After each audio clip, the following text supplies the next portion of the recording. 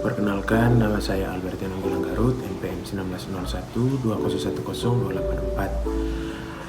Di sini saya akan menjelaskan mengenai teori bisnis internasional yang dimana menjadi tugas kuis untuk mata pelajaran atau mata kuliah bisnis internasional. Topik pembahasannya pertama adalah pengertian bisnis internasional, kedua manfaat bisnis internasional, ketiga kekuatan yang mendasari bisnis internasional, dan yang keempat teori-teori bisnis internasional. Sebelum kita memasuki pembahasan yang pertama ini saya akan menjelaskan mengenai pengertian bisnis internasional. Bisnis internasional mengacu pada perdagangan barang, jasa, dan teknologi serta modal serta pengetahuan lintas batas negara dalam skala global atau transaksional. Ini melibatkan transaksi barang dan jasa lintas batas antara dua negara atau lebih. Transaksi sumber daya ekonomi mencakup modal, keterampilan, dan orang untuk tujuan produksi internasional barang dan jasa fisik seperti keuangan, perbankan, asuransi, dan konstruksi. Bisnis internasional juga dikenal sebagai globalisasi. Untuk menjalankan bisnis di luar negeri, perusahaan multinasional perlu menjembatani pasar nasional yang terpisah menjadi satu pasar global. Ada dua faktor skala makro yang menggarisbawahi tren globalisasi yang lebih besar. Yang pertama terdiri dari menghilangkan hambatan untuk membuat perdagangan lintas batas lebih mudah, misalnya arus bebas, barang dan jasa, dan modal yang disebut sebagai perdagangan bebas. Kedua, perubahan teknologi, khususnya perkembangan teknologi komunikasi, pemrosesan informasi, dan transportasi. Berikutnya, saya akan menjelaskan mengenai manfaat bisnis internasional. Manfaat bisnis internasional itu yang pertama memperoleh barang yang tidak diproduksi di negara sendiri, yang dimana seperti contohnya bahwa Indonesia tidak memproduksi barang mobil ataupun motor, jadi bisa diimpor dari negara luar seperti Jepang ataupun Korea mengenai transportasi. Nah, yang kedua itu manfaatnya adalah memperluas pasar dan menambah keuntungan.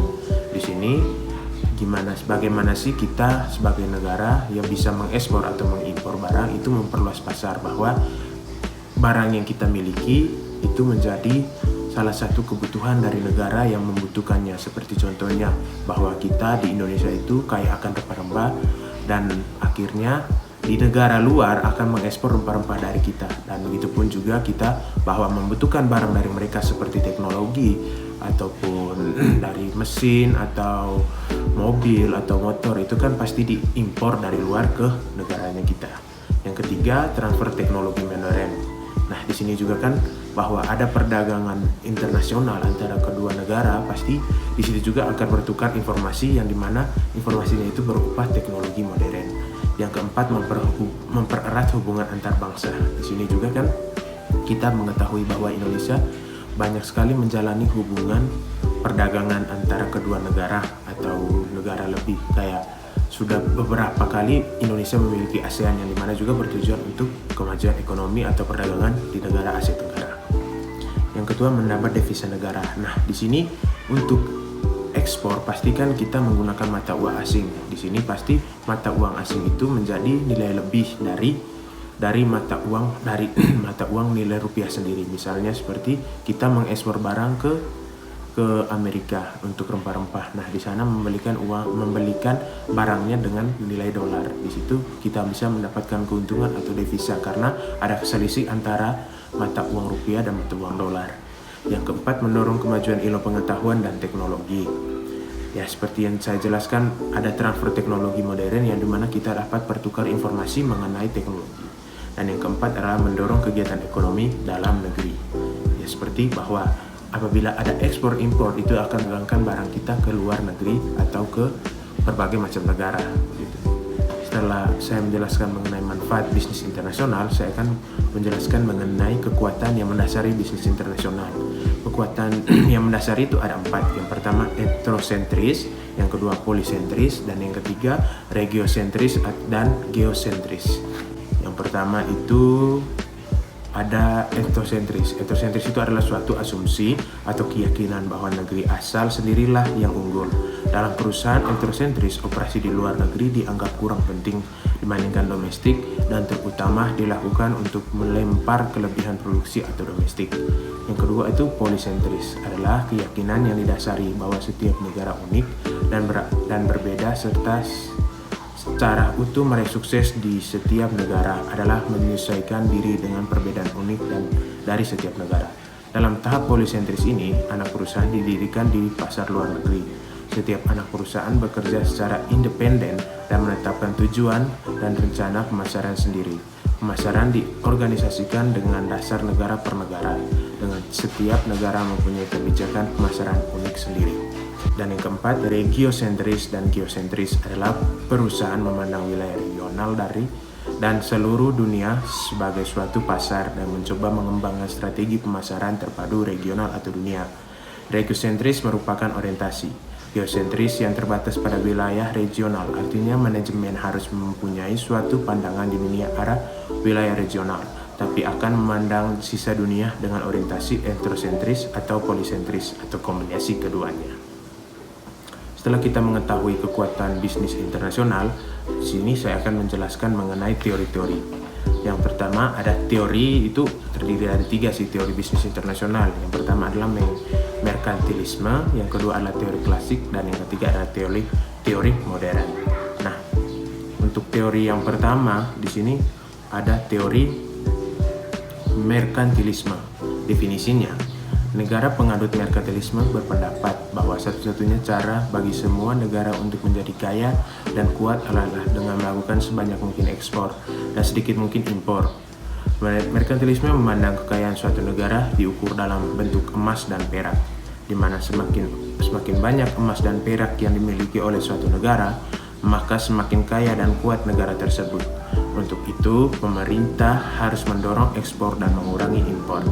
Ini menurut definisi dari Stern dan Werlein di tahun 2014. Kurangan dari teori ekonomi merkantilisme ini, ada negara pengamut merkantilisme berpendapat bahwa satu-satunya cara bagi seluruh negara untuk menjadi kaya dan kuat itu pasti harus mementingkan ekspor dan sedikit mengurangi impor. Hal tersebut tidak bertahan lama karena selain mendatangkan keuntungan bagi suatu negara, merkantilisme juga mengakibatkan kerugian dan penderitaan bagi negara tersebut.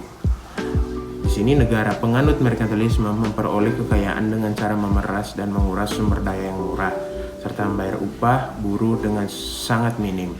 Buruh, petani, dan rakyat bisa diperlakukan secara paksa untuk bekerja sekeras-kerasnya dengan upah serendah mungkin. Kaum merkantilisme percaya bahwa perdagangan adalah a zero-sum game, di mana sebuah negara hanya dapat memperoleh keuntungan perdagangan dengan cara mengorbankan negara lain. Nah, contoh kasusnya seperti bentuk paling sederhana dari sistem merkantilisme ini adalah bluyalisme, yang mendefinisikan kekayaan negara berdasarkan jumlah logam mulia yang dimiliki. Bukti awal kemunculan sistem ini dapat dilihat dari adanya kontrol perdagangan batangan Mediterania di Venesia, Genoa, dan Pisa. Setelah pembahasan mengenai teori ekonomi merkantilisme, yang kedua itu adalah teori ekonomi klasik. Teori ekonomi klasik yang pertama itu adalah teori keunggulan mutlak dari Adam Smith. Dalam teori keunggulan mutlak, suatu negara akan mengungguli negara lain secara mutlak dalam produksi barang. Jika mampu menghasilkan barang dengan biaya produksi yang lebih murah, keunggulan mutlak juga dapat diperoleh oleh suatu negara jika mampu menukar barang dari negara lain yang jika diproduksi dalam negara hanya memberikan laba yang sedikit dan memerlukan biaya yang lebih mahal. Selain itu, suatu negara dapat disebut memiliki keunggulan mutlak dari negara lain jika negara tersebut memproduksi barang atau jasa yang tidak dapat diproduksi oleh negara lain. Contoh kasus seperti gambar berikut ini. Dari gambar, kita dapat mengetahui bahwa Vietnam lebih unggul untuk produksi beras dan Korea Selatan lebih unggul untuk memproduksi elektronik. Sehingga negara Vietnam seharusnya berspesialisasi untuk produk beras dan negara Korea berspesialisasi untuk produk elektronik. Dengan demikian, jika kedua negara tersebut mengadakan perdagangan internasional atau ekspor dan impor, maka keduanya akan memperoleh keuntungan. Besar keuntungan kedua negara dapat dihitung sebagai berikut. Keuntungan Vietnam. Untuk negara Vietnam dapat ditukar dalam negerinya DTD 1 kilo beras akan mendapatkan 1 unit elektronik. Sedangkan Korea Selatan 1 kilo beras dapat mendapatkan 4 unit elektronik. Dengan demikian, jika Vietnam menukar beras dengan elektronik Korea, selain akan memperoleh keuntungan sebesar 3 unit elektronik yang peroleh dari 4 elektronik dan 1 elektronik. Keuntungan dari Korea Selatannya sendiri, untuk negara Korea Selatan dapat ditukar dalam negerinya 1 unit elektronik akan mendapatkan 0,25 beras. Sedangkan di Vietnam, 1 unit elektronik akan mendapatkan 1 kilo beras. Dengan demikian, jika negara Korea Selatan mengadakan perdagangan internasional atau menukarkan elektroniknya dengan Vietnam, akan memperoleh keuntungan sebesar 0,75 kg beras yang diperoleh dari 1 kilo beras dikurang dengan 0,25 beras. Setelah itu, dari teori yang pertama keunggulan mutlak, ada teori unggulan komparatif dari David Ricardo.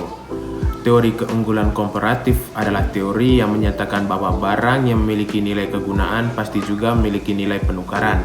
Pencetus teori ini adalah David Ricardo. Melalui teori ini, penukaran barang berlaku selama barang yang ditukar masih dapat digunakan. Perpaduan antara teori keunggulan komparatif dan teori kuantitas ruang kemudian dimanfaatkan untuk mengembangkan teori perdagangan internasional. Teori ini menyatakan bahwa keunggulan perdagangan internasional, yaitu teori komparatif, dapat diciptakan oleh suatu negara melalui kerjasama dalam melakukan penguasaan teknologi melalui perdagangan bebas. Maka negara memanfaatkan teknologi akan lebih diuntungkan dalam persaingan mancanegara dibandingkan dengan negara yang hanya mengandalkan sumber daya alam saja.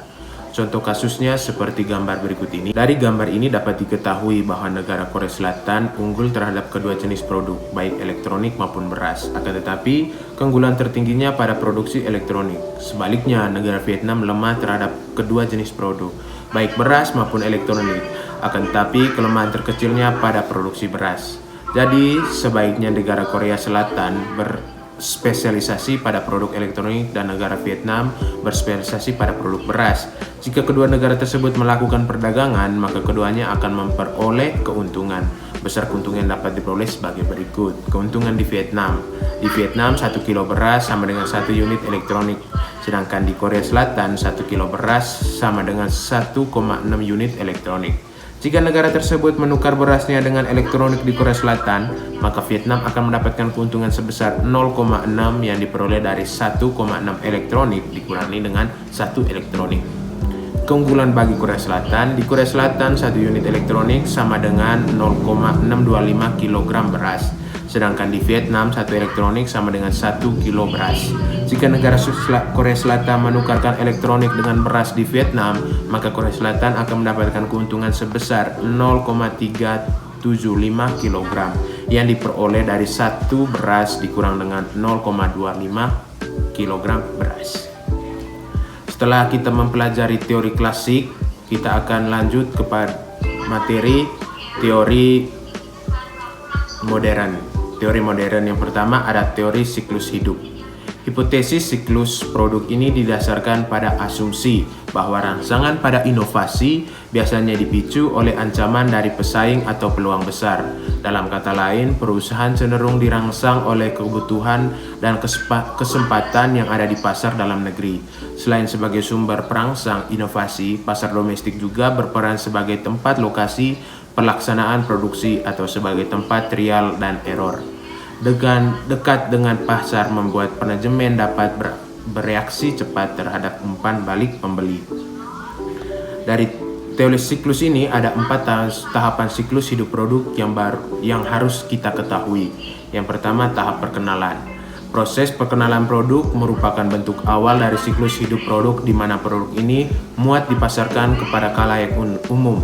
Pada tahap introduction, produk yang dikeluarkan benar-benar baru dan keuntungan produsen masih sedikit. Serta pada tahap ini, promosi mengenai produk tersebut biasanya dilakukan secara agresif. Ciri-ciri dan tahap perkenalan ialah: yang pertama, laba penjualan masih rendah. Yang kedua, harga produk tinggi. Yang ketiga, promosi yang dilakukan besar-besaran. Yang keempat, produk yang dipasarkan benar-benar baru. Dan yang kelima adalah cash flow-nya negatif. Kedua, ada tahap pertumbuhan atau grow. Di sini tahap di mana semua produk akan memulai berkembang pesat dikarenakan masyarakat sudah mengenal seluk-beluk produk tersebut.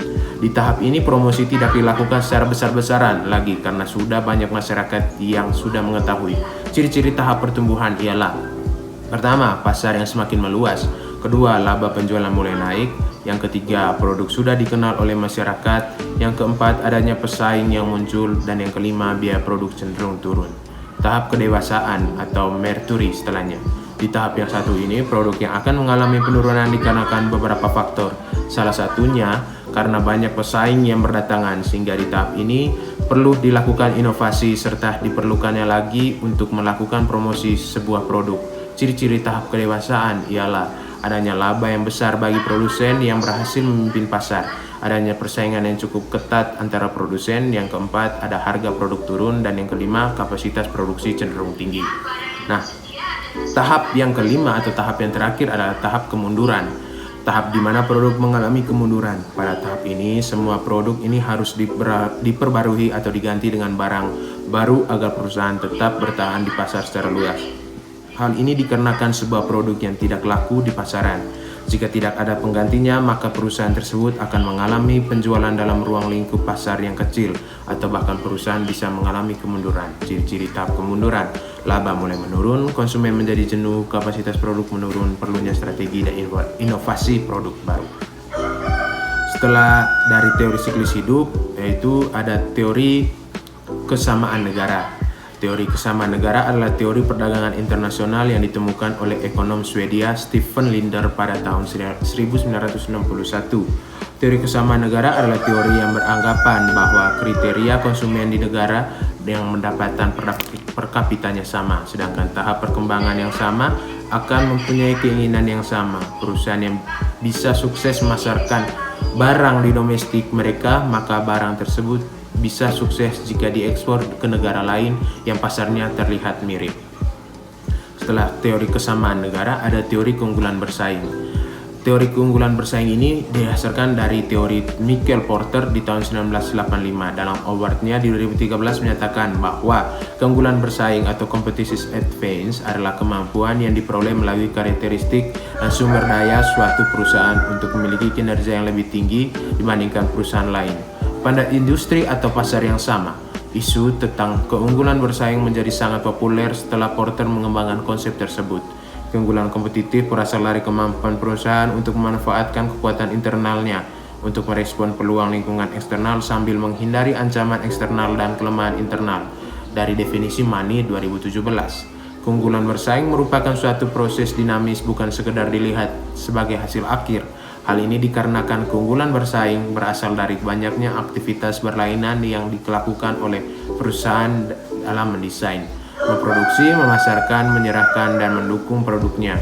Dari beberapa definisi di atas, maka dapat disimpulkan bahwa keunggulan bersaing merupakan suatu kondisi yang dimiliki perusahaan di mana melebihi pesaingnya. Penjelasannya sudah berakhir. Terima kasih sudah mendengarkan juga. Mohon maaf apabila ada salah kata atau penjelasan yang kurang lancar. Saya mohon maaf dan terima kasih.